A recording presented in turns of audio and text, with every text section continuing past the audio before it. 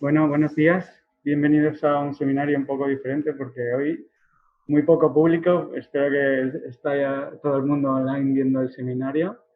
Hoy va a ser un seminario un poco diferente porque tenemos a un experto en divulgación científica y comunicación, es Andreu Escrivá, que es doctor en biodiversidad y ha hecho investigación relacionada con la diversidad climática y la conservación del medio ambiente.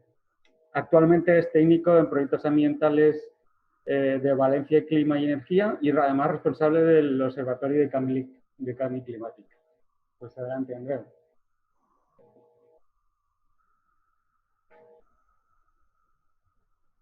Hola, buenos días.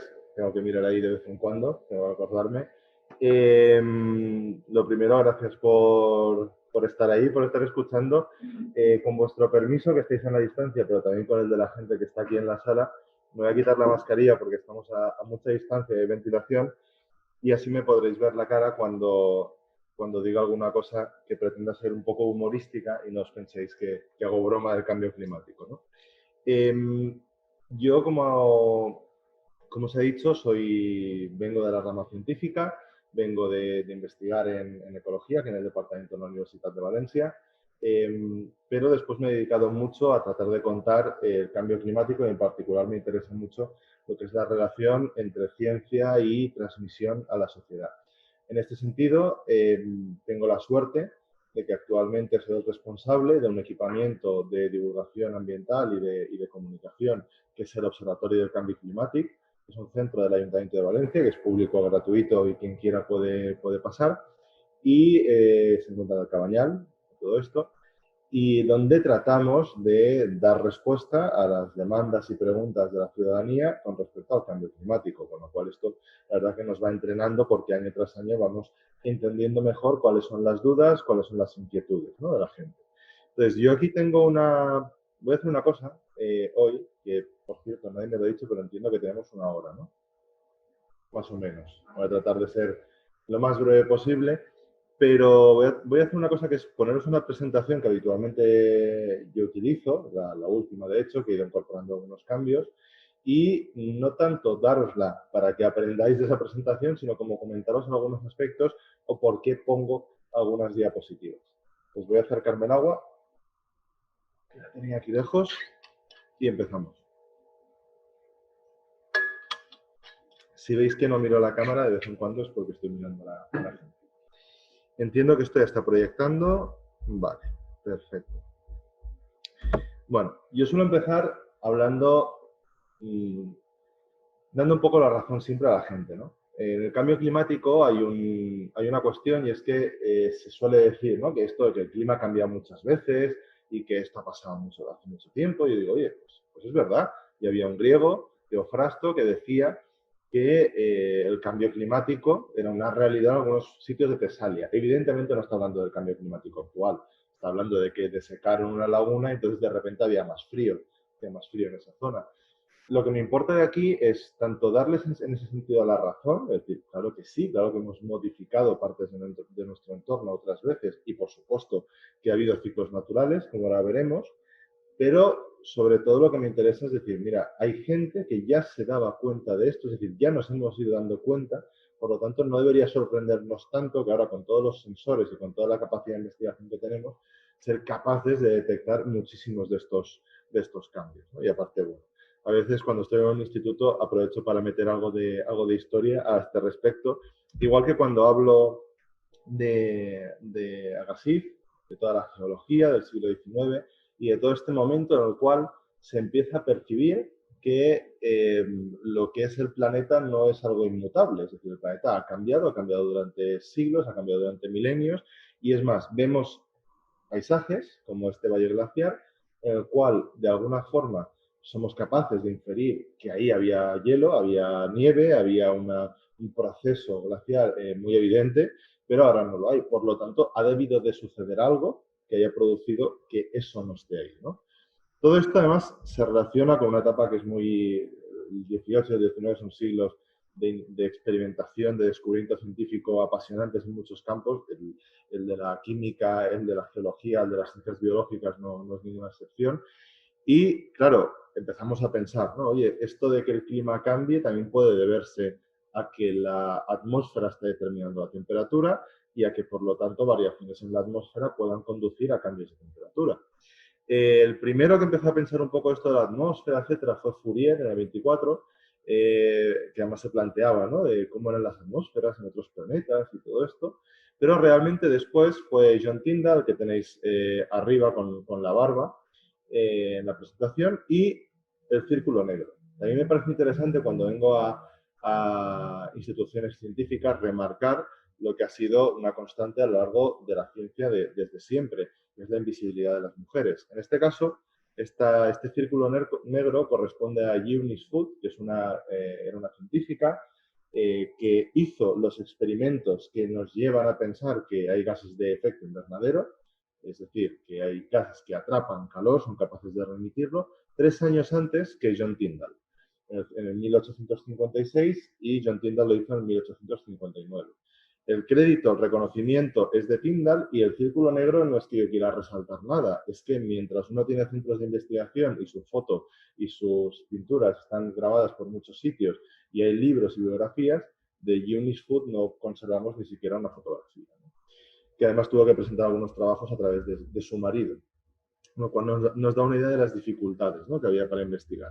Y por último tenemos a Svante Arrhenius, que es el que habitualmente se suele gastar como fecha lejana, como referencia cuando hablamos de que esto del cambio climático ya lo sabíamos, ¿no?, porque en 1896, 40 años después de Tyndall y de Foote, lo que hace es, de alguna forma, calcular qué pasaría si aumentásemos mucho el dióxido de carbono en la atmósfera. Lo hizo casi como un divertimento y, como os podéis imaginar, una persona de Escandinavia no veía tampoco tan mal que la temperatura subiera un par de grados. Una vez empiezo a hablar de esto, suelo también remarcar que esta concepción, que a muchos les parece tan difícil de entender, de que estemos modificando el clima y el planeta, viene muy lejano, ¿no? Es decir, viene del Génesis, ¿no?, del Dominarás la Tierra, pero también este libro es de 1922, que aquí no lo veis bien, pero yo os lo digo, que ahí abajo pone 1922, y básicamente habla... Sí. Sí, era por no tocar como... A ver. Ay, vale.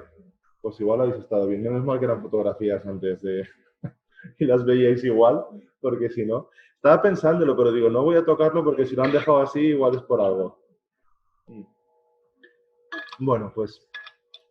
el caso, la sensación, la percepción de que el ser humano es un agente geológico que está modificando el planeta, la tenemos desde hace mucho.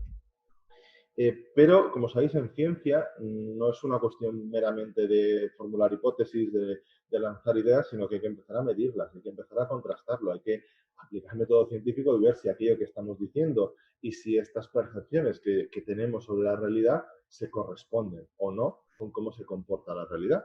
Entonces, lo que tenéis aquí debajo, que se ve razonablemente bien, es la primera gráfica de subida de temperaturas que tenemos, que la hace un ingeniero, Guy Stewart Callendar, que es el que tenéis aquí a la derecha, y la hace en 1939.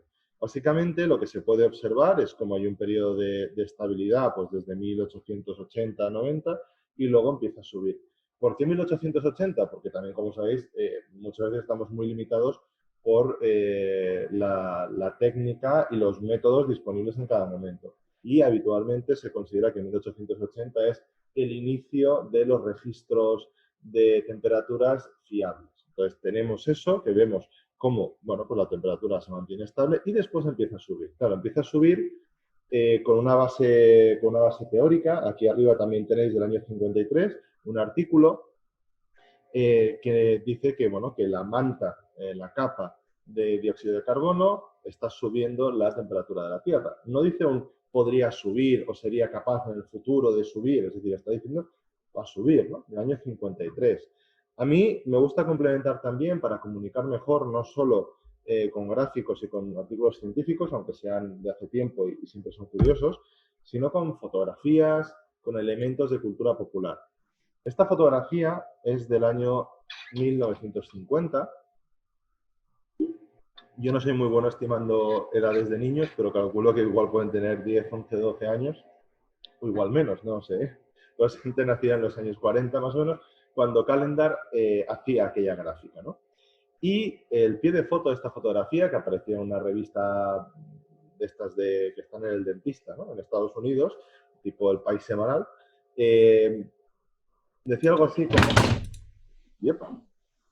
Decía algo así como que estos niños quizás ahora tengan calor, pero van a vivir muy probablemente en un mundo mucho más cálido del que jamás conocieron sus abuelos. Claro, son niños en verano, refrescándose en una boca de incendios, una cosa que salía mucho en los dibujos animados, yo no he visto hacer nunca, pero parece muy divertido, ¿no? Pero básicamente lo que está diciendo, sí, sí, ahora tienen calor, pero van a tener mucho más.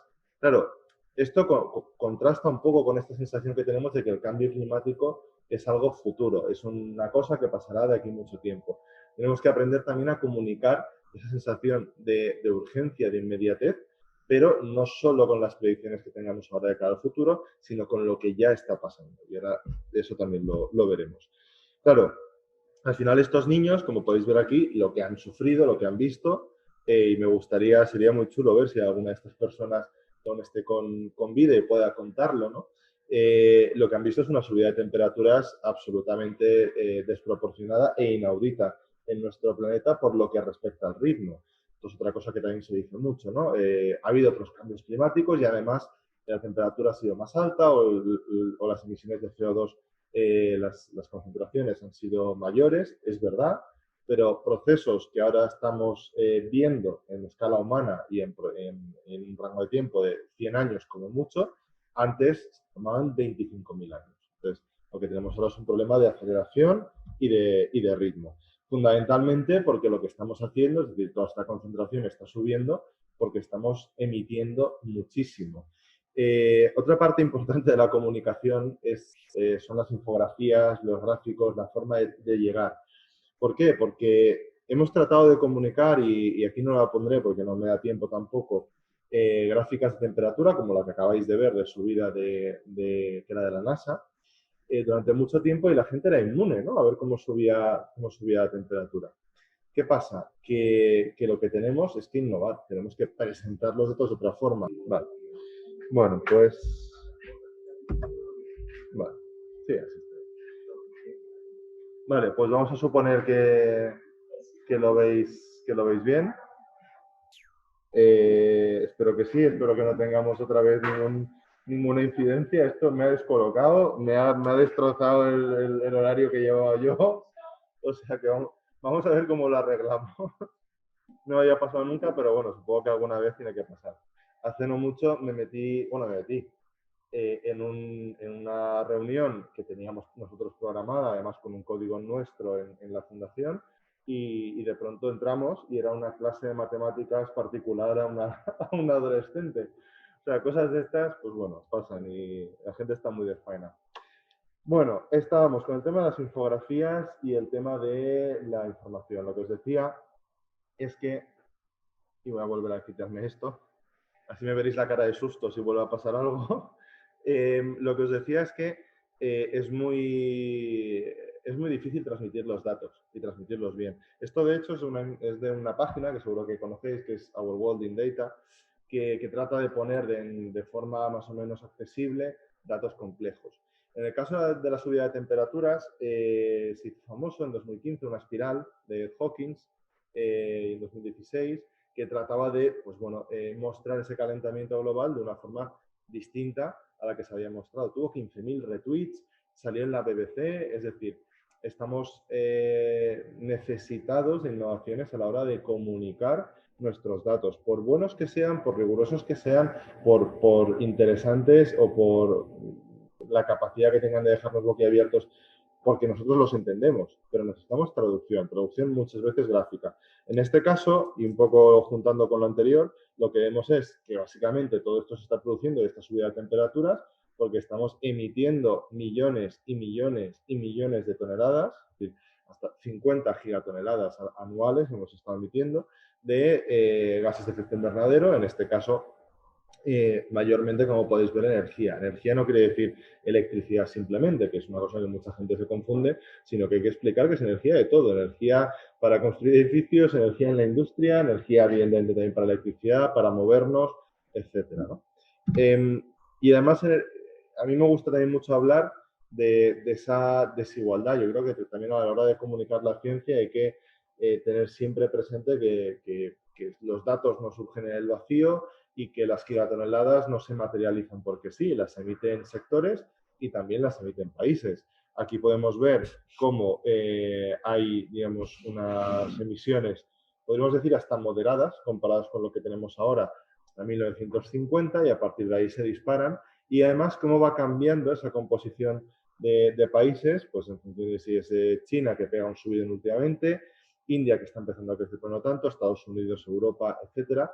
Y podemos ir viendo esas desigualdades y esas características. Esto es importante porque, un poco siguiendo esta línea, tenemos también que intentar romper los mitos que mucha gente pueda tener aún sobre la parcela de conocimiento que nosotros estemos intentando comunicar. En este caso, hay mucha gente que en cuestiones de cambio climático sigue pensando en la bomba de población, hay mucha gente, la superpoblación, y es una pregunta que me hacen muchísimo en las charlas. Entonces, nosotros, tanto a nivel, digamos, yo personal como técnico, como a nivel de equipamiento educativo en el Observatorio del Cambio Climático, no transmitimos el mensaje de la superpoblación por muchísimos motivos que después podemos comentar, pero el primero y fundamental de ellos es que no es un problema de superpoblación. Es decir, el 1% más rico del mundo consume, emite gases de efecto invernadero muchos más que el 50% más pobre, emite el doble que el 50% más pobre. Y el 10% ya emite más que el 90% restante. Es decir, no nos encontramos ante un problema de que haya mucha gente, sino de que alguna gente, poca gente, consume muchísimo. Y eso lo que nos ha hecho así, me he movido y pensaba que era alguien ya rayando la pantalla. Digo, estoy ya nervioso por saber lo que va a salir en la siguiente diapositiva. Entonces, lo que podemos ver es que es un problema de uso de recursos. Esto es una gráfica que se llama gráfica de dinosaurio. También hay que intentar ponerle nombres para que a la gente se le quede, ¿no? Oye, la gráfica del dinosaurio, ¿cuál es? Ah, sí, aquella que muestra la inequality, la desigualdad en las emisiones, ¿no? Lo que podemos ver aquí claramente es cómo quienes más emiten con muchísima diferencia son las personas que están en el 1% más rico. Y cómo además se ha producido un incremento en valores absolutos, que es lo que nos importa, mucho mayor. Es verdad, ha habido gente que ha pasado a emitir el doble, sobre todo lo que se llama las clases medias en algunos países que han ido desarrollándose en los últimos años. Pero ese aumento, aunque haya sido el doble, no tiene comparación con el aumento que han tenido los súper ricos, ¿no? Entonces, es un problema de desigualdad, no es un problema tanto de números, de cantidad de gente. Esto lo podemos discutir luego si os parece. Os pongo dos ejemplos muy rápidos. En países como el nuestro o como Europa tenemos normalizado pues, que coger un avión para tomar un café. Esto es un caso muy extremo de dos amigas que en vez de coger el tren que hubiera emitido 9 kilos de CO2 para verse, el avión era una opción más barata. Y se vieron dos amigas inglesas en Málaga para tomarse un café. No es que se fueran de viaje, es que querían verse, pero les resultaba mucho mejor hacerlo en Málaga. Claro, esto no tiene ningún sentido cuando sabemos que los aviones son el medio de transporte más contaminante que existe en la actualidad, con el que nos podemos mover. Pues, pero aquí lo tenemos muy normalizado, en parte también porque tenemos un sistema fiscal, impositivo y de tasas que beneficia a algunos sectores y en particular la aviación está exenta, por ejemplo, de los acuerdos climáticos, ¿no? O también hay otro indicador muy claro que es que conforme mayor Producto Interior Bruto tiene un país, más carne consume. Aquí podéis ver un par de datos que a mí me impactan mucho y creo que es bueno ir salpimentando las presentaciones con datos que a la gente se le quede. Os tengo que decir que esto me hace particular ilusión. El dato de los pollos, que ahora os lo explicaré, salió en una columna de Juan José Millas, leyó mi libro y tal, y se le quedó tan grabado que escribió una columna de los pollos. Entonces, es bueno dar de vez en cuando y muy focalizado un dato muy impactante porque ese dato puede servir de enganche para que la gente después acabe yendo a conocer más información o que tenga esa curiosidad. Ahora, si ponemos muchísimos datos todo el rato, la gente lo que al final se va a hacer es confundirse, ¿no? Aquí, datos impactantes. De los mamíferos terrestres que tenemos, solo el 4% son salvajes. El 60% del peso de la biomasa son animales de ganado y el 36% somos nosotros. O, por ejemplo, de las aves. El 70% de todas las aves del mundo son pollos o aves destinadas a que nos las comamos o comernos sus huevos. El 30% que queda son pues, las aves salvajes. Y los pollos, que es este dato que os decía antes, en fin, son un marcador que ahora lo veremos para lo que se llama el antropoceno, porque hay científicos que están hablando, ¿no? de decir, bueno, sobre todo geólogos, tienen unas discusiones tremendas sobre si hemos entrado o no en una nueva etapa geológica.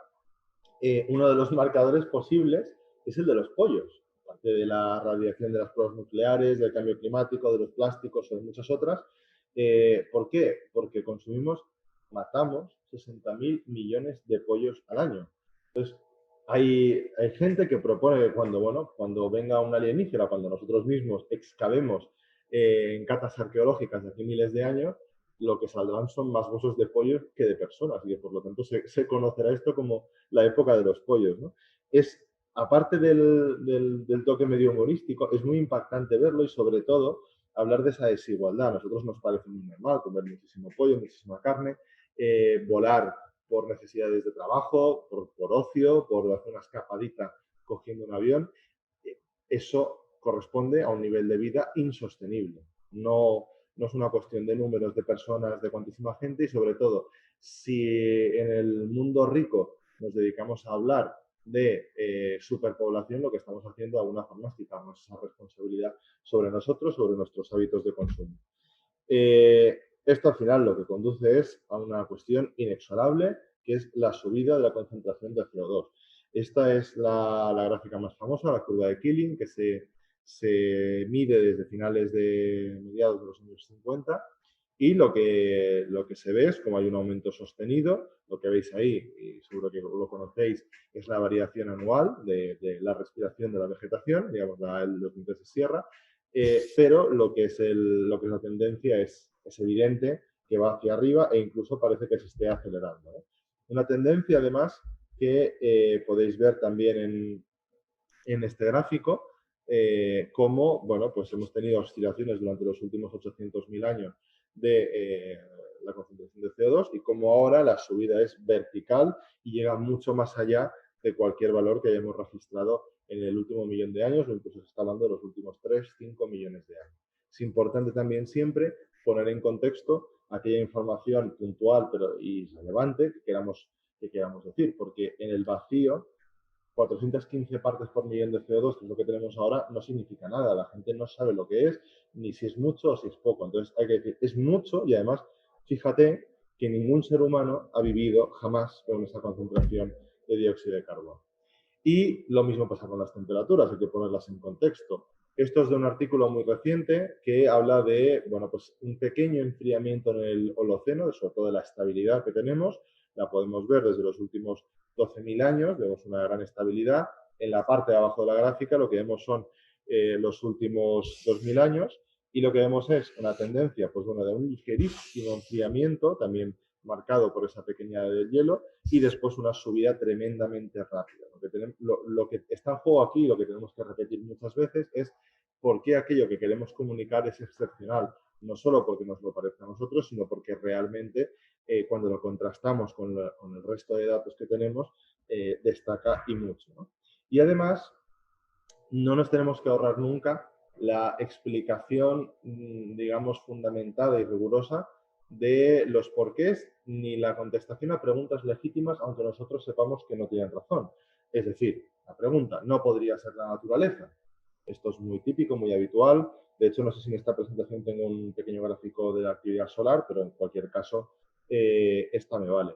Esto es un gráfico del IPCC en el que se muestra claramente cómo tenemos las temperaturas, digamos, lo que sería la predicción de temperaturas con y sin intervención humana y las temperaturas en sí mismo. Es decir, la línea negra es lo que hemos observado. La línea salmón morado, como la veáis, es la temperatura, digamos, que podríamos predecir con la acción humana, y la azul es si no tenemos en cuenta que hay personas en el planeta.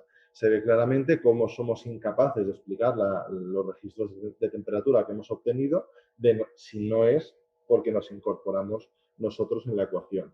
Esto hay que explicarlo, y aunque a nosotros a veces nos parezca muy evidente en nuestro campo, sea el que sea, algunas respuestas o sepamos que están respondidas a nivel científico desde hace muchos años, nuestro conocimiento no es el de la ciudadanía, por lo tanto hay que siempre comunicar de una forma empática, que sea capaz de ponerse en el lugar de la otra persona y de hacerse preguntas tan legítimas como, oye, ¿no podría ser el Sol? ¿No podrían ser los volcanes? ¿No podría ser el eje de la Tierra? Es que podría. No es, porque lo hemos visto, pero podría ser, ¿no?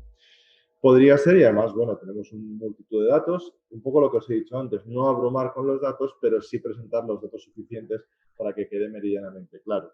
Esto es la subida de temperaturas, la anomalía de temperaturas que se llama, si no me equivoco, es 2019. Lo digo si no me equivoco porque como lo tengo aquí tapado, sí. Entonces, lo que podemos ver es que efectivamente, claro que sí, claro que hay zonas de Estados Unidos incluso que se han enfriado un poquito, o alguna parte del Atlántico, ¿no? O alguna parte también del Pacífico. Pero eso contrasta con que el planeta a nivel global se ha ido calentando, y es más, se ha calentado de forma distinta. Cambio climático sincrónico, esto hay que decirlo, es decir, está pasando en todo el mundo a la vez, no es que aquí sintamos mucho frío, aquí sintamos mucho calor, sino que son medidas que tenemos que tomar a nivel global, pero evidentemente es desigual, sincrónico pero desigual. ¿Por qué? Porque como vemos, y además somos capaces también de ver en las noticias, etcétera, en los polos y en particular en el Ártico se está notando muchísimo más por dinámicas propias, digamos, del clima terrestre, y lo que tenemos es que 2 grados de subida de temperatura, que es de lo que se habla, no es lo mismo en el Ártico que en el Mediterráneo, que también son más de 2 grados, o que en otros sitios que quizás sí son 2 o un poquito menos, ¿no? Hay que comunicar también con esa honestidad, y sobre todo tampoco hay que esconder los riesgos de aquello que estamos nosotros tratando de decir. Es decir, durante mucho tiempo ha habido un debate muy fuerte en el ecologismo, en la academia también, en la investigación, sobre en qué medida uno debe o puede comunicar ciertos resultados de investigaciones que son tremendos, ¿no? Hay gente que ha apostado, como James Hansen, que después veremos, un climatólogo de la NASA, por comunicar en toda su crudeza, incluso reforzar la parte trágica, ¿no? Hay otra gente que lo que trata es de comunicar más con esperanza. Yo creo que hay que encontrar un camino entre comunicar esa urgencia y comunicar lo difícil que es afrontar esto, o lo importante que es dedicar más recursos y más prioridades, digamos, y dar más prioridad a un asunto en particular, con la capacidad también de esperanzar un poco a la gente de que si se actúa sobre eso se van a conseguir beneficios o se va a conseguir frenarlo. En este caso, y siguiendo un poco esa gráfica del Holoceno que hemos visto antes, lo que tenéis aquí es, pues bueno, el probable aumento de temperaturas, que está a escala, es decir, podemos estar enfrentándonos a una subida de temperaturas como la que veis a la derecha en vertical, que rompe todo lo que son las temperaturas del Holoceno, que es la línea azul, y que sobrepasan una serie de umbrales que van a provocar cambios e inestabilidades en ecosistemas de todo el mundo. En particular en el cambio climático, yo creo que en todas las disciplinas científicas hay conceptos más complejos que nos cuesta comunicar.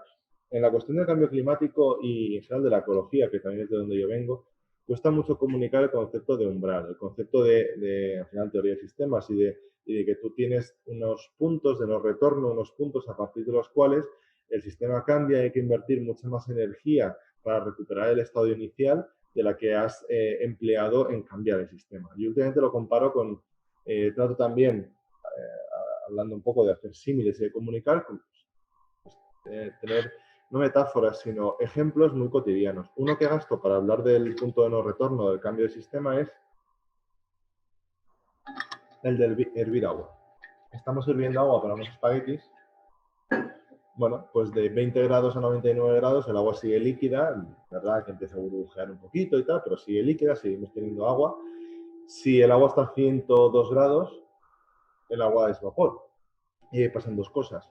Una, que esos 3 grados de diferencia lo que lo que ha conseguido es un cambio total del estado de nuestro sistema. Ya no tenemos agua líquida, ya no podemos hacer espaguetis y el agua, digamos, ha pasado a otro estado, y además nos imposibilita volver al sistema anterior, porque evidentemente si toda el agua se ha evaporado, es imposible recogerla, volver a llenar el cazo. Imposible, digamos, por cuestiones termodinámicas y porque costaría muchísimo dinero y esfuerzo. Evidentemente sería muy complicado ir pasando un trapo por toda la cocina, ir escurriéndolo. Entonces, eso es lo que hay que intentar comunicar, esos conceptos claves difíciles. Yo ahí sí que soy muy partidario de tratar de hacer algún tipo de símil que nos permita, aunque perdamos un poco el sentido de lo que queremos decir, porque evidentemente un ecosistema o el Amazonas no es como agua hirviendo para hacer espaguetis, pero sí que esa sensación de urgencia, de cambio o la noción básica es la que tenemos que ser capaces de transmitir y no dar toda la información de golpe, porque si no vamos a producir un efecto casi de cierre, ¿no? Es decir, las personas van a decir, yo esto no lo entiendo, aquí no me va a entrar esta información. Es casi como cuando estudiábamos en la carrera y te intentabas estudiar un tema complejo de una, memorizándolo todo y entendiéndolo todo a la primera. Muchas veces no es posible, tienes que hacer una lectura previa, estar, digamos, esponjar el cerebro para que sea capaz de después entenderlo. Esto es lo mismo, ¿no? El proceso de esa divulgación es constante y hay que dejar de nunca hay que dejar de mostrar los datos que lo refuerzan y sobre todo que refuerzan el discurso de una forma amable pero de una forma contundente. Una cosa que pasa mucho en el cambio climático es que dicen, no, es que las previsiones han fallado. No han fallado, de hecho han acertado mucho, tanto que lo que han hecho en todo caso es subestimar el cambio climático. Aquí en esta gráfica lo que veis son distintos modelos climáticos y sus predicciones que lo que han hecho es ir acertando año tras año las temperaturas que vamos a tener. Es decir, hay que contestar con datos, sobre todo cuando se nos hacen objeciones que no tienen ningún tipo de base científica. Cuando se nos hacen preguntas legítimas podemos entrar a una comunicación más empática, más de tú a tú, pero cuando se nos hacen objeciones reales a nuestro trabajo, sea cual sea, decimos, no, perdona, es que esto es así y esto tenemos estos estudios, lo podemos ver así, no es porque lo diga yo, eso también es muy importante, ¿no? Desligar de alguna forma que esto no es mi opinión. Esto además son estudios que después son a veces metaestudios que recogen datos de muchísima gente. Como yo digo, ¿no? No pueden estar equivocados todos los termómetros del mundo. Aparte de todo, la conspiración que habría que montar para que toda la comunidad científica estuviese conchavada para decir que hay un aumento de temperaturas y además estuviese como fundiendo el hielo, ¿no? Con sopletes o algo. Sería absurdo y a veces es bueno incluso también, pues eso, llevar al absurdo, ¿no? Al final, yo también, y lo repito, soy muy partidario de usar imágenes de cultura popular, de usar imágenes artísticas. Esta, por ejemplo, pues bueno, es una imitación del cartel de Welcome to Fabulous Las Vegas, pero con el antropoceno, que es un poco también de lo que estamos hablando. No hay que banalizarlo, pero sí que es bueno introducirlo en estos conceptos y en estas situaciones, ¿no? Y sobre todo también ser capaces, de alguna forma, de plantearnos el porqué de nuestro desconocimiento, de nuestra inacción, La buena divulgación, la buena comunicación científica también a veces es incómoda porque te hace pensar en por qué no te habías preocupado de estas cosas antes o por qué habías dado por supuesto que esto no era importante, ¿no? En este sentido, del cambio climático se viene hablando hace mucho y de esto es James Hansen, del que antes hemos hablado, de una comparecencia en el Senado estadounidense en 1988, Gro Harlem Brundtland, que es la comisionada noruega, que era en aquel momento primera ministra, que hizo aquel informe de nuestro futuro común, que de ahí es de donde sale eso de las generaciones futuras, del desarrollo sostenible, etcétera, o la primera reunión del panel del IPCC, que como siempre digo, pues se nota que es de los años 80 por las vestimentas de la gente que no dejan lugar a duda. Entonces, al final, tenemos una sensación de que esa interrelación, que también es importante de comunicar entre ciencia y política, está rota, ¿no? Y se nos sigue viendo muchas veces a las personas que hacemos ciencia o que comunicamos o que estamos involucrados de una forma o de otra como entes separados y a su vez también a los políticos se les ve como personas que no escuchan a los científicos. De hecho, como sabéis, el grito de guerra de Fridays for Future y de Greta Thunberg en particular es escuchar a la ciencia, escuchar a los científicos. Claro, esta escultura de Isaac Cordal estaba en Berlín y se titula Políticos hablando del cambio climático, ¿no? Entonces, resulta evidente por qué se titula así y lo que tenemos que hacer, creo yo también, cuando divulgamos, y en particular yo creo que es irrenunciable en la cuestión del cambio climático, es explicar por qué hemos tardado tanto. Siempre en primera persona del plural, perdón. ¿Por qué? Porque no nos podemos poner en una situación casi de profesores, de sermón, de cura, de gente que está castigando, de personas que de alguna forma están por encima de no, porque hemos tardado tanto todos como sociedad. Y aquí, pasándolo muy rápido, también para que veáis, yo empiezo rompiendo un poco los esquemas, o lo intento, ¿no? Mucha gente piensa que voy a poner una foto de Exxon, de Shell, de BP, la podría poner, ¿eh? Pero empiezo con una foto del cerebro.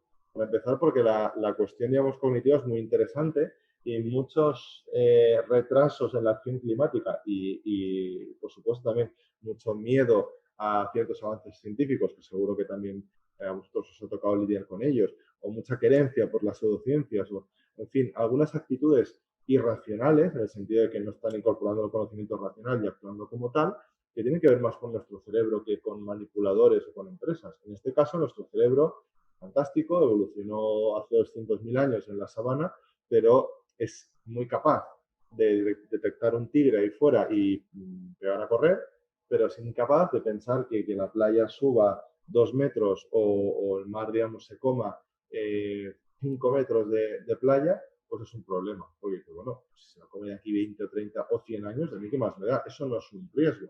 De hecho, como yo pongo siempre, por ejemplo, no sé si os pasa, pero a mí sí que me pasa que veo mucho caras en las cosas. Veo caras en los coches, veo caras en los edificios.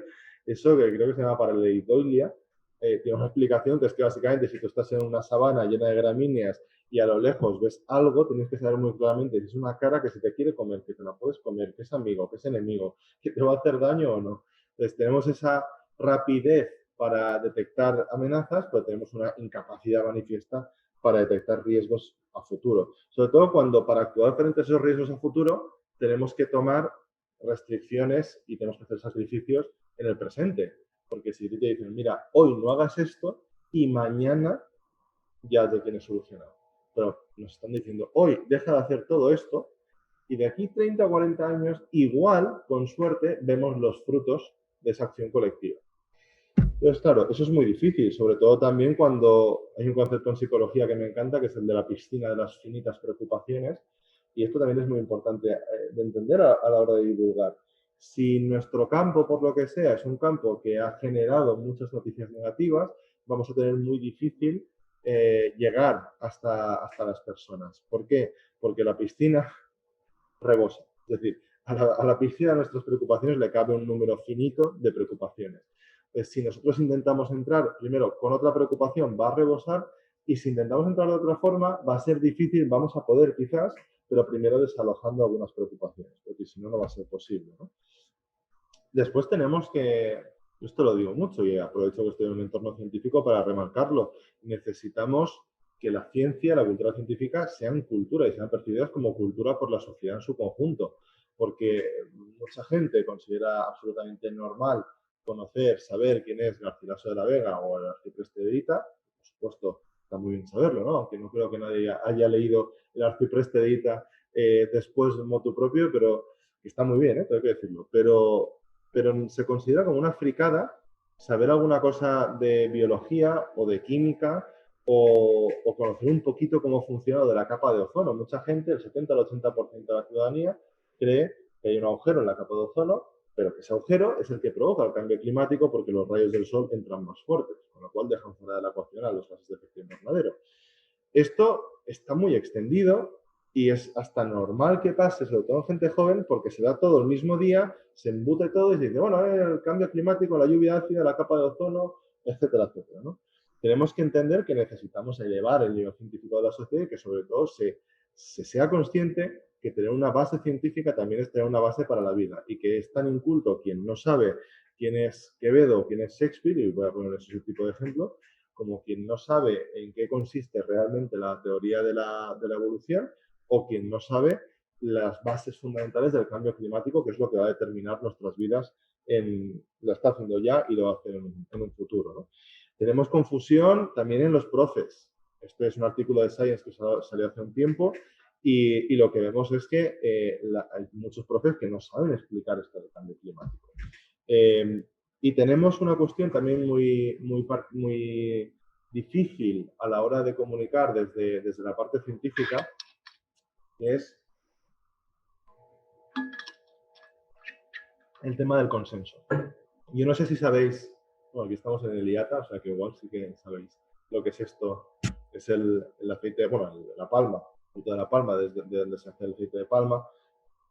Salió en el 2017 un artículo sobre que era, digamos, no sé si era el aceite palmítico, un componente que era precursor o ayudaba bastante a la metástasis de 7 cánceres, y se puso a grito en el cielo de muchísima gente. Vais a pensar que estoy cambiándome de tema y que no tiene nada que ver con el cambio climático, pero tiene que ver.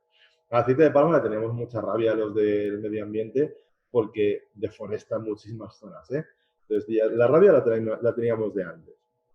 Pero claro, pasa esto y de pronto empezamos a ver cómo las tertulias, las columnas de opinión de periódicos y tal, se empiezan a llenar de gente pidiendo que se elimine el aceite de palma, y al cabo de unas pocas semanas, que esto es brutal si lo pensáis, de unas pocas semanas de haberse publicado un artículo científico en una revista especializada, Mercadona dice que va a quitar el aceite de palma de sus lineales. Y las galletas Gullón y las galletas no van a quitar el aceite de palma de sus lineales. Ahí ha habido un tránsito brutalmente rápido, y lo digo así porque es que así fue, de ciencia a opinión pública, a política y, digamos, cultura empresarial y decisiones empresariales. ¿Por qué? En este caso hay muchos condicionantes. El primero es que la salud, y en particular cuando se habla de cáncer, es una cuestión, digamos, que impacta mucho en la gente, pero hay otro fundamental, que es que se percibió el consenso científico. Es decir, nadie vio a ninguna persona ni a ningún médico defendiendo las cualidades nutricionales del aceite de palma. Todo el mundo lo que vio es que toda la comunidad científica estaba de acuerdo en que aquello era malo. La percepción del consenso científico es uno de los mayores predictores de actuar frente a aquello de lo que se nos está diciendo. Entonces, si percibimos que el aceite de palma es malo y que todos los científicos están de acuerdo en que es malo, vamos a pedir medidas para que lo retiren. Y las empresas van a ser muy rápidas haciéndolo. Pero con el cambio climático lo que pasa es que esa percepción del consenso, ya lo veremos, no está en la sociedad. Hay muchísima gente que cree que los científicos no lo tienen claro. Según un estudio reciente del Real Instituto Elcano, aproximadamente un 50% de los españoles cree que los científicos no tienen nada claro lo del cambio climático. Esto se produce porque, no sé si os ha pasado alguna vez discutiendo algún tema un poco delicado, os llevan a vosotros a un plato de televisión o a un estudio de radio y enfrente hay otra persona que niega lo que vosotros decís o está en profundo desacuerdo. Esa otra persona igual es una persona que no tiene, igual no, probablemente es una persona que no tiene ningún tipo de formación ni de experiencia en vuestro campo, pero allí está. O incluso puede tenerlo, pero después puede tener sus intereses. Entonces, la gente lo que ve es uno contra uno. Entonces dice, estos están divididos, esto no está claro, ¿no? Cuando evidentemente sí que está claro. Esto no lo veremos. Aparte de todo el consenso, tenemos que exigir mejor cobertura a nivel, digamos, para comunicar y para divulgar. Tenemos una cobertura mediática muy deficiente del cambio climático en España, también de otros asuntos, por supuesto. Aquí podéis ver como los últimos años, en los únicos momentos en los que ha habido un interés genuino por el cambio climático, ha sido las cumbres climáticas, la película del Gore, el informe Stern, la cumbre de Copenhague, la de París. Solo desde hace 2 o 3 años, y ahora evidentemente estamos en este momento arrasados por el coronavirus, solo desde hace 2 o 3 años se ha empezado a hablar más en continuo. Entonces, si el cambio climático es un tema real, un tema que importa, un tema que está sucediendo, no nos centremos solo en cuanto las personas nos reunimos en eventos para hablar de cambio climático. Busquemos esas historias y nosotros, desde la ciencia, desde la comunicación y desde la técnica, seamos capaces también de ofrecerlas y de compartirlas. Voy a acabar porque es casi la 1:30 a pesar de ese interludio que hemos tenido. Voy a acabar con una serie de diapositivas de percepción de cambio climático. Al final, si alguien me pregunta, yo suelo acabar siempre, porque os he dicho que esto era la presentación que yo solía poner, suelo acabar siempre con qué podemos hacer frente al cambio climático. Pero ese que podemos hacer yo creo que es útil, después lo podemos comentar, pero en cualquier caso lo importante es cómo comunicamos, en primer lugar, esta situación tan extraña de percepciones y sobre todo cómo la conocemos, ¿no? Aquí tenemos estos Estados Unidos, básicamente porque en Estados Unidos hay unos estudios fantásticos de percepción ciudadana de cambio climático, además desagregados por condados, o sea que es fantástico, a pesar de que el país sea lo que sea, el cambio climático. Tenemos aquí que un 72% de la gente piensa que el cambio climático está sucediendo. Por si a alguien le interesa, al inicio de la legislatura de Trump era un 71%, con lo cual no ha hecho mella en esta percepción, lo cual me alegro sinceramente. Entonces vemos, bueno, que más o menos la gente está de acuerdo en que esto es un problema, que esto existe, ¿no? Pero tenemos aquí, y esto también ha subido y es buena señal, que solo un 55% de la gente cree que el cambio climático es algo sobre lo cual los científicos tienen consenso. Es decir, hay mucha gente, y esto hace unos años era del 41 o 42%, hay muchísima gente que creen que ellos lo tienen muy claro, pero los científicos no, lo cual no deja de ser sorprendente. Y dices, hombre, si tú lo tienes claro será porque la ciencia más o menos también lo tiene claro, ¿no? Claro, esto después empieza de alguna forma a tener derivadas. Porcentaje que cree que la actividad humana es la mayor causante de este cambio climático. 57%. Es decir, ya tenemos una serie de gente, en este caso un 15% de personas, mucho, que creen que sí que hay cambio climático, pero que probablemente se debe a cambios naturales o que las personas somos solo una pequeña parte, etc. Y aquí viene otro escenario que me interesa mucho comunicar. La gente va a hacer algo, se va a interesar por algo, o sobre todo va a hacer algo, cuando percibe que le afecta personalmente. Entonces, aquí tenemos que hay un 71% de adultos que cree que el cambio climático va a hacer daño a las futuras generaciones. Esto es coherente con ese 72% que hemos visto de personas que creen que el cambio climático es real. Es decir, ¿vale? Es algo real y en el futuro será perjudicial. ¿Vale? Pero, si nos vamos a porcentaje de adultos que creen que les afectará personalmente, bajamos al 43%. Es decir, todos pensamos que lo malo no nos va a pasar, en general, ¿no? Por eso compramos lotería y después subestimamos la posibilidad de enfermedades o incluso accidentes. Esto no es así. Si os fijáis, también hay un par de cosas curiosas a nivel del gráfico. Veis que hay bastante gente en la costa, si podemos decirlo así, las costas son donde más gente cree que le va a afectar personalmente el cambio climático. Vemos ahí Miami, vemos Texas, vemos California, por supuesto, incluso vemos Alaska, que es uno de los estados que más está sufriendo el cambio climático y en el cual ya hay pueblos que se han movido por culpa de la inestabilización, ¿no? de los terrenos donde estaban. Con lo cual, es muy importante también ser capaces de trasladar que esto de lo que estamos hablando nos afecta y nos afecta ahora, que no es un problema, un evento futuro, sino que es una cosa que realmente tenemos aquí y eso es fundamental para tomar acción, ¿no? Y, por último, un mensaje de esperanza. El mensaje de esperanza es que hay una mayoría abrumadora de gente que está de acuerdo en que se hable del cambio climático, se enseñe en las escuelas y que por lo tanto, incluso aunque ellos no lo tengan claro, sí que detectan que es un tema del cual se debería saber. Hay muy poca gente que niegue la posibilidad, un 22% de gente es mucha, pero hay muy poca gente que niegue realmente la posibilidad de que esto se enseñe y se actúe a nivel educativo, ¿no? Y yo acabo habitualmente, esto es lo de ahora que hace un año de la COP de Madrid, pues bueno, acaba un poco con este recordatorio de que efectivamente es tiempo de actuar por el planeta ya y desde hace mucho, porque otro de los conceptos más difíciles de comunicar en ciencia, antes os he hablado de los umbrales, el otro es el de irreversibilidad, que tiene mucho que ver con el tema de los umbrales, que es el sentido de que llegará un punto en el cual, por rápido que bajemos, no vamos a conseguir nada, o conseguiremos muy poco, o haremos desencadenar algunos cambios irreversibles. Yo lo comparo aquí, antes os he puesto el caso de espaguetis, de agua para hacer espaguetis, aquí lo comparo con un descenso a segunda división de un equipo de fútbol. Yo recuerdo cuando me lo explicó mi padre que no entendía muy bien cómo un equipo, antes de que se acabase la liga, podía estar descendido. O incluso si marcaba 10 goles cada partido de los últimos 5 partidos que quedaban, seguía descendido. Porque hay un momento en el cual matemáticamente da igual lo que hagas. Eso es lo que nos estamos jugando en la década 2020-2030. y eso también hay que saberlo comunicar adecuadamente. No es que en 2030, si no hemos hecho lo que toca, ya se acabe el mundo o que vayamos a ver tornados de fuego en la Albufera. Lo que va a pasar es que vamos a cerrarnos posibilidades futuras. Y eso también es muy importante de explicar y por eso me gusta este gráfico, aunque tiene unos cuantos años, del 16, pero es muy visual el hecho de que, bueno, cuanto antes empieces a bajar, más suave es la bajada. Y cuanto más te acerques a 2030, en este caso el límite es 2025, eran bastante optimistas, porque en 2025 sería como la última llamada y ya seguro que habíamos actuado, vemos que caemos más a pelo, ¿no? A pico. A pico, digo, a peso, por favor.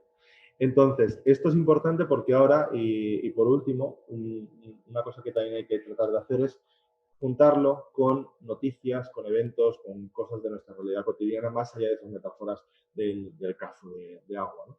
Por ejemplo, con el tema del coronavirus. Acaba de salir, salió ayer justamente, me ha venido muy bien para este seminario, salió ayer la noticia de la ONU de que se espera una bajada de emisiones del 7% para 2020. Para una bajada de emisiones coherente con una trayectoria de 1,5, 2,6, 2 grados de aumento máximo de temperaturas, del Acuerdo de París, necesitamos anualmente un 7,6. Es decir, lo de este año es insuficiente, pero es que habría que volver a hacer lo que viene y el que viene y el que viene. Esto es importante porque lo que nos da es una idea del tremendo desafío que nos estamos enfrentando. Y ahí es donde vuelvo a recomendar también transitar un poco por la parte de la esperanza. Yo no digo que digamos, oye, se ha podido bajar este año, nadie quiere volverse a confinar en casa de aquí a unos meses, sino que hay posibilidades, hay capacidades de reestructurar, y si no, las tendremos que imaginar para conseguir esos objetivos que se nos están viniendo encima. Estos son horas de calor, que los voy a pasar, simplemente es la importancia de actuar y cómo hasta 2040-2050 no vemos la diferencia entre actuar mucho o poco, pero a partir de ahí se desmadra y podemos acabar el siglo con más de un mes de olas de calor en Valencia si no hemos hecho nada. Cómo tenemos que decir que ya ha habido esos cambios y cómo los hemos normalizado, porque mucha gente dice, bueno, sí, el cambio climático, pero cuando es total, no, que ya está aquí, que yo soy del 83 y yo ya he vivido esto, que desde que yo nací hay la mitad de los glaciares en Pirineos. Esto hay que ir diciéndolo y entonces aquí es donde yo suelo acabar, que no la voy a hacer ahora, pues sobre todo por si alguien tiene alguna pregunta o consideración y porque ya llevamos bastante tiempo a pesar de esa interrupción, yo suelo acabar, y esto también es muy importante, con qué hacemos. Ahí hablo de todo, hablo del tema de comunicación, de hablar del asunto, de luchar por nuestro tiempo, de ciudadano crítico mejor que consumidor responsable, hablo de muchas cosas, pero lo que sí que me importa deciros es que es importante siempre acabar con un mensaje que sea capaz de trasladar lo que hemos comunicado a la vida diaria, bien sea con información, bien sea con recomendaciones de lecturas, bien sea con capacidad para escoger mejor en algunos aspectos, o bien sea con la satisfacción también de haber acabado sabiendo un poco más y entendiendo un poco más el mundo en el que nos movemos, ¿no? O sea que para el cambio climático me parece que es fundamental para entender la realidad que tenemos ahora y sobre todo la que tendremos dentro de unos años. Así que mira, con este ruido de, que no sé si lo oís en los que estáis en casa o en los despachos, con este ruido de motor, me parece que es la señal perfecta y visto lo que ha pasado en esta presentación, yo lo dejo aquí ahora, entonces si alguien tiene alguna cuestión la puede plantear y si no es así, pues no pasa nada. Gracias en cualquier caso por haber estado ahí, por haber aguantado los interludios.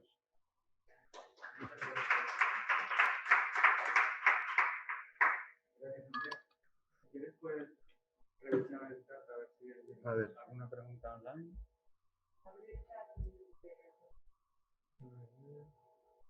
¿El chat? Uy, ahí no está.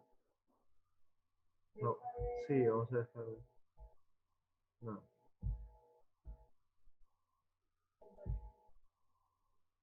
Vale.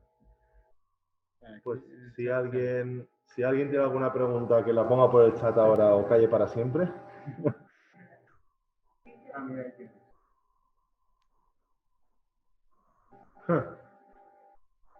Eso es muy... A ver, ahí os digo, nosotros desde el Observatorio del Cambio Climático estamos de alguna forma reenfocando bastante lo que es la comunicación y sobre todo estamos intentando hacer una especie de repositorio de materiales para docentes. Materiales sobre todo pues, a nivel de visualización, de cómo cambiar el nivel del mar, incluso generador de escenarios de cambio climático, páginas de referencia tipo la NASA, el IPCC, la Agencia Europea, la NOAA, etcétera. Entonces, eso de hecho nos lo puedes pedir, incluso luego os puedo pasar el documento sobre el que estamos trabajando, pero sí que es verdad, aquí he intentado no hacer mucha publicidad de lo de mis libros, como decía Paco Umbral, ¿no? Yo he venido a hablar de mi libro, yo no, yo he venido a hablar de otras cosas, pero sí que es verdad que yo mi primer libro sobre esta materia, que es Aún no es tarde, que ganó además el premio que convoca la Universidad de Divulgación Científica, yo lo escribí con esa voluntad porque no encontraba ningún sitio en el cual hubiese un compendio más o menos asequible de materiales sobre cambio climático. Y no encontraba ni siquiera ningún libro, ni en castellano ni en valenciano, que me hiciese pensar, ¿no? que ya estaba hecho. Sí que había en inglés, por supuesto, hay mucha más literatura en inglés, ¿no? Pero es verdad que falta, ¿no? Entonces, a nivel de docencia, también la NOAA, si no me falla la memoria, tiene una web que es, a mí me gusta mucho el concepto, que es Climate Literacy, una especie de alfabetización climática, que guardaron, yo me hice captura de la web porque por si Trump en su momento la desactivaba, como desactivó otras webs. Entonces, ahí también está bien, son un poco esos conocimientos. Yo te recomendaría sobre todo o bien algunos libros, que también puedo pasar una pequeña selección, de distinto nivel, divulgativo, más técnico, etcétera, como después de estos recursos online que sobre todo son muy, muy útiles para de alguna forma también compartirlos, ¿no? Nosotros ahí pues estamos desde desarrollando juegos, que después os podría enseñar, hasta eso, los repositorios, los documentos, etcétera.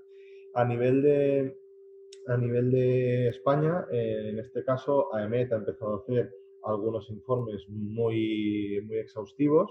El año pasado hizo uno sobre el estado del clima en España, un poco a la manera de lo que hace la NOAA en Estados Unidos. Y por fin creo yo que estamos empezando a tener ese fondo de armario, ¿no? Y después, por último, algunas de los diagramas que he puesto y de las infografías eran de Our World in Data, ¿no? Nuestro mundo en datos, que es una página que hay datos de todo, de tráfico de armas, de trigo y de cambio climático. Entonces, ahí puedes ir por categorías y en general lo que es la fuente está siempre muy bien contrastada y ellos a lo que se dedican de alguna forma es a ponerlo gráficamente accesible. Vale, esto es lo que estamos... Ah, vale. Pero yo tengo otra pregunta. Si algo nos ha enseñado la crisis del COVID es que la gente y los políticos, siguiendo a la gente, no reaccionan hasta que la gente empieza a morir. En el cambio climático yo creo que va a pasar un poco parecido, ¿no? Hasta que la gente no vea que el cambio climático provoca que la gente está muriendo, la gente no va a reaccionar. Sí. No va a llegar el pico de la ola, como la temperatura. Es un poco, la ola del COVID es como la ola de la temperatura. Sí, lo que preguntan, por si no lo habéis escuchado, es que no hemos reaccionado ni nosotros ni los políticos hasta que realmente la gente no ha empezado a morir y no lo hemos tenido encima. Hay una cosa que contaba además en este primer libro y que a veces repito, y que en el segundo libro hay una variación sobre el tema, que es que se hizo un experimento y a mí me impactó mucho, porque esto no puede ser verdad. Hay un experimento en unas oficinas, imaginaos también aquí en la universidad, en un centro de investigación, en el cual se ponía alarma antiincendios y la gente no salía de su despacho. De hecho, a mí ha pasado, no he salido a decir, oye, esto será un simulacro, no será. Pero en teoría la gente no sabía si era un simulacro o no, pero nadie salía. Y después se ponía alarma antiincendios, se ponía humo, la gente no sabía tampoco que eso era un simulacro, y hasta que no veían a alguien, no salían. Es decir, con todos los indicadores posibles de que allí había un incendio, hasta que no ves a otra persona a correr, tú no corres detrás, somos animales sociales, ¿no? Yo esto lo puse en el primer libro y me quedé un poco así, en plan, será un estudio que han hecho, no me creo yo que la gente sea así.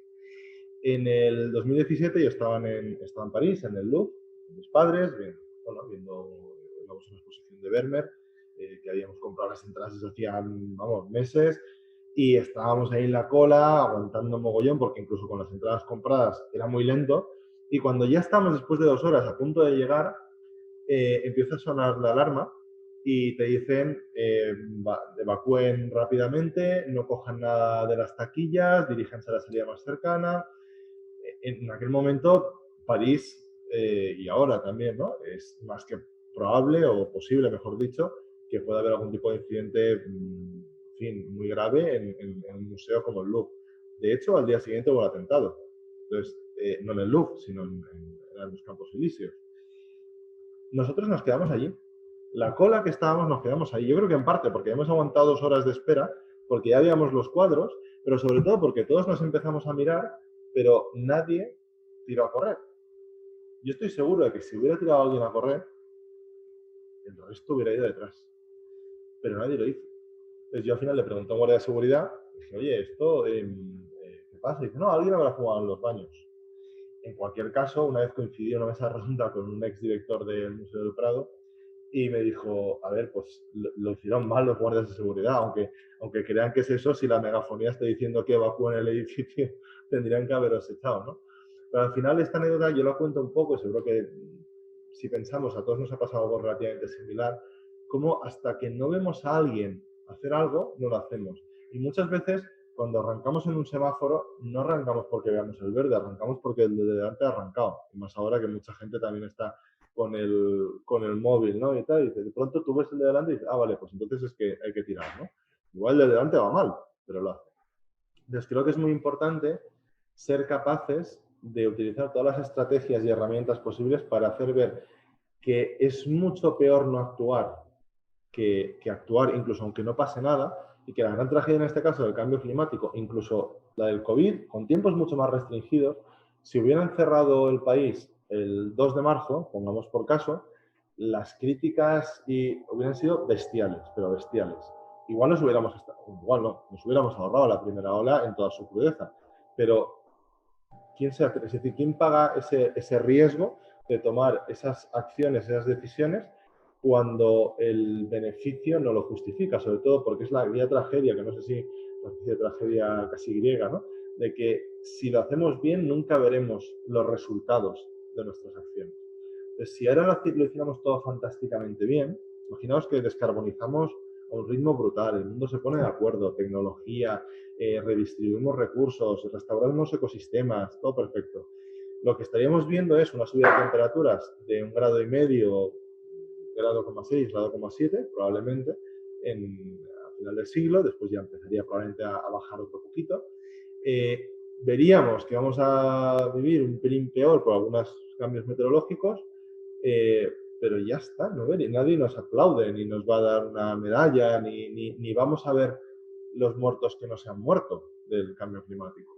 Entonces, ahí está un poco esa tragedia y ahí es donde un poco yo lo que trato de hacer, sobre todo ahora, y lo que también tratamos de hacer desde el Observatorio de Cambio Climático, es abogar porque la acción no tiene solo, que también lo tiene, un valor utilitarista de prevención de daños o de mejora del presente, sino que determinadas acciones tienen un valor intrínseco y que incluso aunque el cambio climático no sea, es decir, imaginemos que sea todo mentira, que no lo es, imaginemos que sea mentira, crear ciudades con menos humos, más habitables, transporte asequible, energía limpia, más zonas verdes, es que ya por sí mismo ya vale la pena. Es lo que se llama los cobeneficios, ¿no? Es decir, los cobeneficios del cambio climático ya justifican actuar frente al cambio climático, pero sobre todo tenemos que hacerlo para evitar ir a esos escenarios.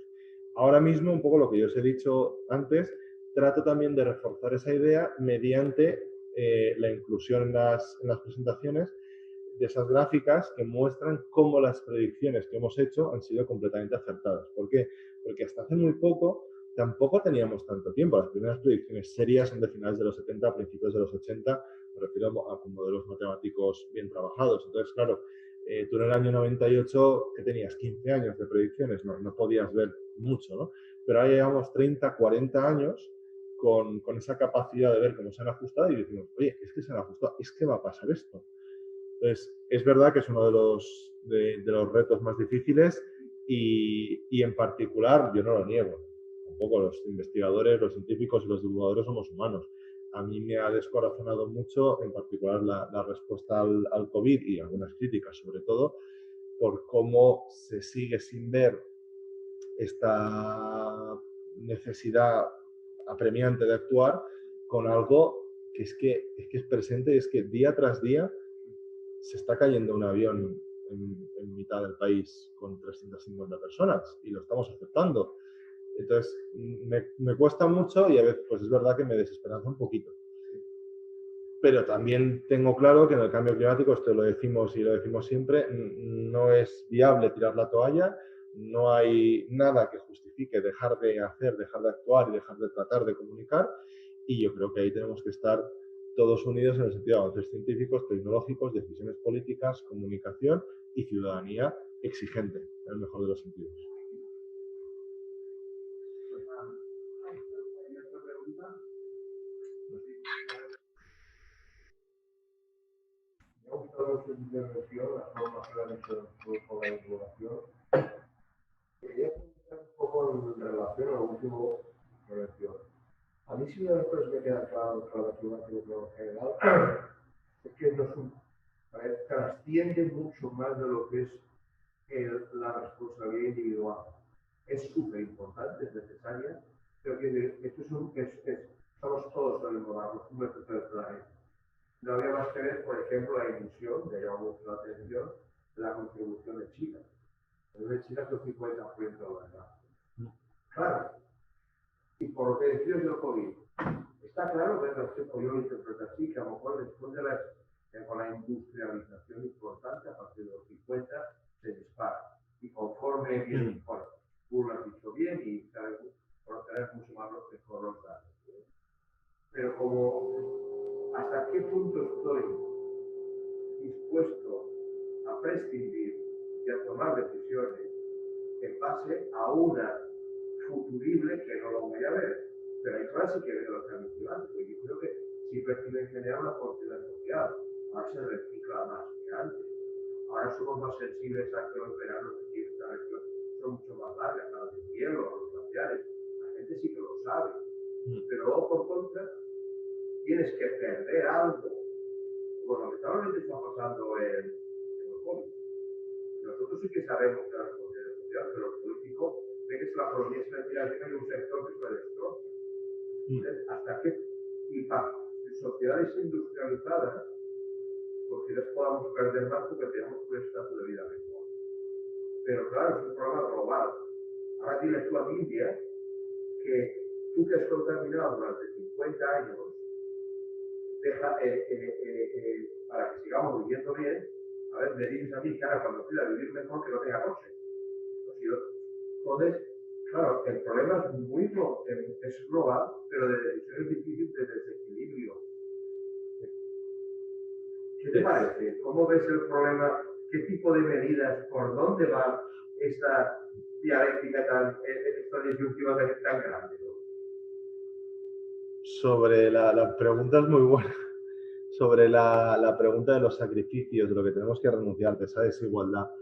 Tenemos que empezar a asumir, y es que no hay otra, que nosotros vamos a tener que reducir notablemente nuestro uso de recursos naturales y de energía en este caso, y eso es perder, como bien has dicho. También es verdad que tenemos que salir un poco de la dinámica, al menos creo yo, a nivel comunicativo sobre todo, de los sacrificios, porque pongamos por caso, y ahora que está incluso en debate la semana laboral de cuatro días, etcétera, yo las pocas veces que he comprado algo envuelto en plástico, hablando de fruta, verdura, tal, tengo la suerte de que vivo en Campanar y tengo al lado la huerta y tengo una tiendecita ahí que lo cogen la misma mañana, ¿no? Pero mis comportamientos más antiambientales, y es un poco lo que propongo, lo que iba después en lo de las soluciones o incluso lo que propongo en el tema del libro, etcétera, o lo que desde el observatorio vamos introduciendo como algunas soluciones, es el tema del tiempo. Es decir, quien compra una cebolla envuelta en plástico gastando todos esos recursos es porque no tiene tiempo, o porque la sociedad no le da ese tiempo, su empresa no le da ese tiempo, o porque lo percibe que no tiene tiempo. Yo creo que esa aceleración que has comentado desde los años 50, esa gran aceleración, se ha traducido también en una aceleración de nuestras vidas y las tenemos tan llenas de objetos y de cosas que hay que hacer que cualquier cosa es una pérdida. El ir más lento parece una pérdida, el dejar de consumir algo, pero yo lo que digo es, hay que transformar el discurso, dejar de consumir gasolina en algunos casos, es que es una ganancia, no es una pérdida. Me entrevistaba el otro día una periodista de Radio Nacional que antes cada semana hacía 700 kilómetros, porque vivía en Madrid, pero un poco lejos, y ahora hace 100, por el COVID, claro. Ella, digamos, eso es decrecimiento, es una palabra un poco tabú, ¿no? En algunos ámbitos. Y ha decrecido. ¿En qué? En uso de coche, de pastillas de freno y seguro de que de enfados ha decrecido. Pero ha crecido en tiempo, ha crecido en bienestar, ha crecido en capacidad de relacionarse con su entorno. Entonces tenemos que empezar, yo creo que a juntar dos cosas. Una, que tenemos una deuda histórica en la cual hay determinados países que hemos emitido muy por encima de lo que nos tocaría. De lo que nos tocaría en un reparto por territorio, de lo que nos tocaría en un reparto por habitantes y por todo.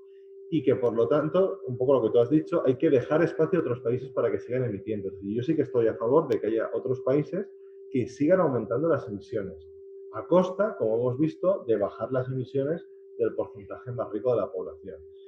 Eso sí que va a haber partes muy dolorosas o muy difíciles, y hay una en particular que yo me tropiezo con una resistencia tremenda en la gente, que es el tema de los aviones. En los países, a los grandes voladores, que esto la traducción que estoy haciendo castellano es un poco más llena, pero bueno, los que más vuelan, que vuelan muchísimo, son responsables de una grandísima parte de las emisiones de la aviación, ¿no? Y hay gente que esporádicamente toma un vuelo, o yo me pasé 5 años sin volar y luego cogí un vuelo para ver a una amiga a las islas, pero tampoco demasiado, ¿no? Yo he volado, lo asumo, y es verdad que a poco que vueles mucho ya estás emitiendo toneladas de CO2, pero sí que es verdad que hay un porcentaje de gente que vuela muchísimo. Eso yo creo que hay que regularlo, y de hecho se están hablando de figuras, y esto es un tema hiper complicado, que es el tema del racionamiento. Yo sé que esto nos trae a la memoria el racionamiento de comida, el racionamiento de la época franquista, y de que vayas con cupones porque te toca medio kilo de arroz, pero no estamos hablando de esto, estamos hablando de limitar de alguna forma la capacidad de alguna gente de coger tropomil vuelos, y sobre todo también de generar las dinámicas que hagan que no haga falta coger esos vuelos. Y en este sentido, sobre todo a nivel municipal, también te lo digo, soy más proclive a desincentivar y a hacer que no haga falta coger el coche en Valencia o viajar en avión. Es decir, ir a Madrid en avión es algo que yo no entiendo, ¿no? Aparte de que es verdad que yo he ido, este viaje que os comentaba a París, yo fui en tren, o he ido a Londres en tren, ¿no? O he ido a Ámsterdam en tren. Entonces, se puede, lo que tenemos que tener es más tiempo, y tenemos que ser capaces también de renunciar a ciertas cosas superfluas. Para esto parece un mensaje casi espiritual, religioso, coaching budista. No es así. Yo soy el primero que tengo muchos libros y muchos discos, y me encanta comprar cosas culturales. Pues cosas de decoración no, pero culturales sí. La gente me pregunta, oye, pero es que yo quiero comprar y tal. Esto es de algodón orgánico, pero más allá del orgánico, lo importante no es que sea algodón orgánico, que consume más agua, todo esto. Lo importante es que yo lo hago durar muchísimo. De hecho, lo hago durar tanto que en las varias entrevistas me lo he puesto y la gente me dice, oye, ¿has vuelto a repetir tu entrevista? Y yo, no, es que iba vestido igual. Lo que pasa, me he cambiado.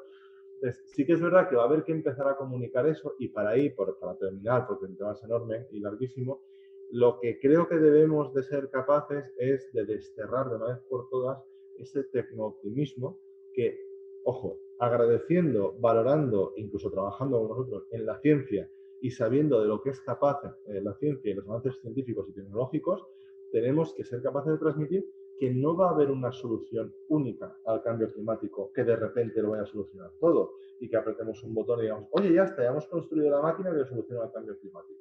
Eso era posible a agujero de la capa de ozono porque eran unos compuestos determinados y se cambian, y a todo esto, con el cambio, yo descubrí que DuPont, la empresa química, había ganado un mogollón de pasta, o sea que sacan beneficio de todas formas.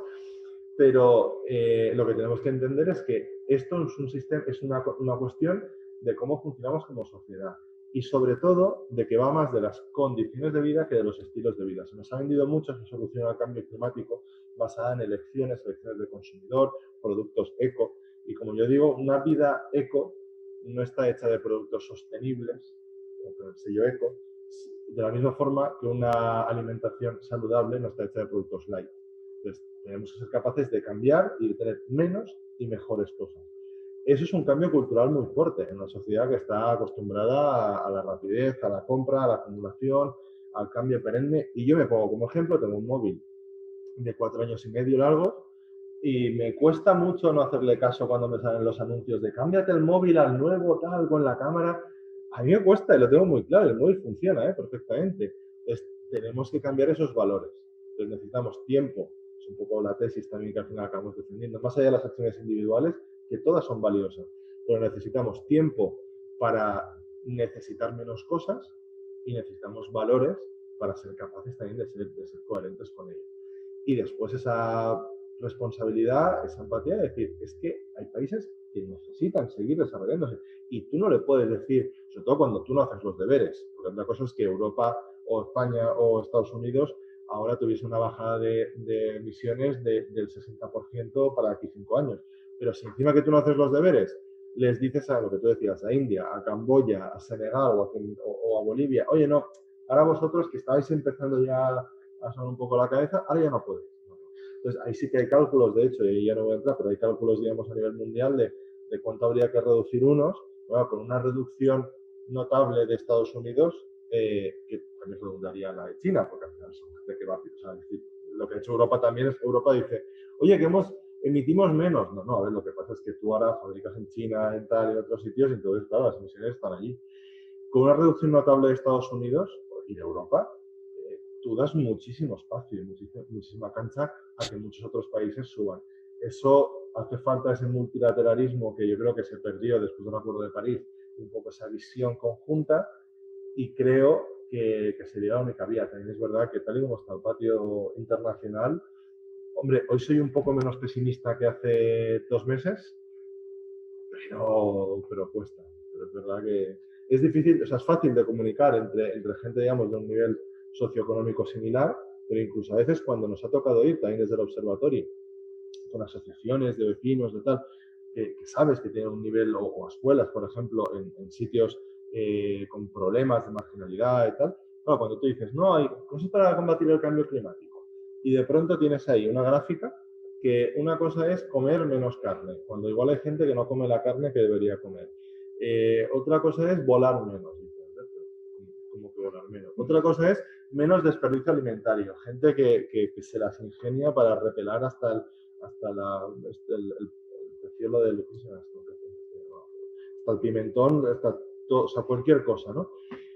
Entonces, claro, hay que tener mucho cuidado. Aquí es muy fácil hablar de esas renuncias, tal, incluso lo que yo he dicho, dejar de volar tanto, no sé qué, o a nivel científico, ¿no? Decir, bueno, pues me pienso si voy a este congreso o no voy a este congreso. Pero después, a nivel global, lo que nos hace falta es un consenso, un contrato, una empatía global, no sé si también queda muy naif llamarlo así, pero de ser conscientes que hemos emitido más de lo que nos toca. Es que lo que pasa es que lo sustentamos en una posición de poder, evidentemente.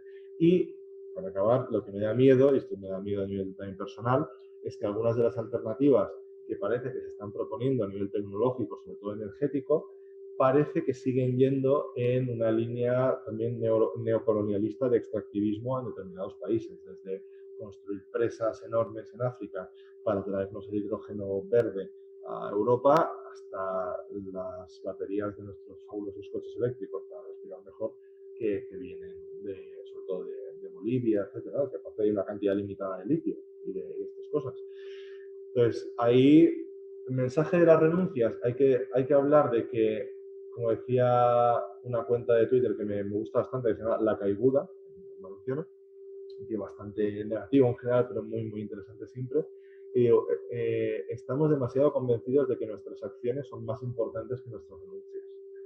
No todo renunciar, pero sin duda la renuncia tiene que ser una parte central de la acción climática.